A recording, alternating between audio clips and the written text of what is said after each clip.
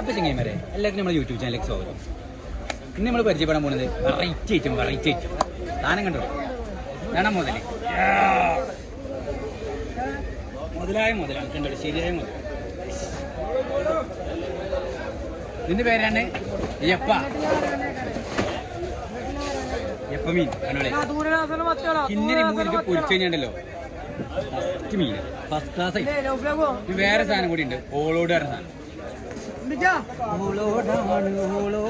കണ്ടോളി സാധനം നേരി മീനാണ്. പൊരിച്ചു കഴിഞ്ഞാൽ തീപ്പൊരി പാറും. അറിയിച്ച് കഴിഞ്ഞു വേറല്ലേ പുള്ളി മീൻ കറക്റ്റാണ്. സെൻറ്ററിൽ തന്നെ പുള്ളിയുണ്ട്. അടുത്ത നമ്മൾ പരിചയപ്പെടാൻ പോകുന്നത് കോലാൻ.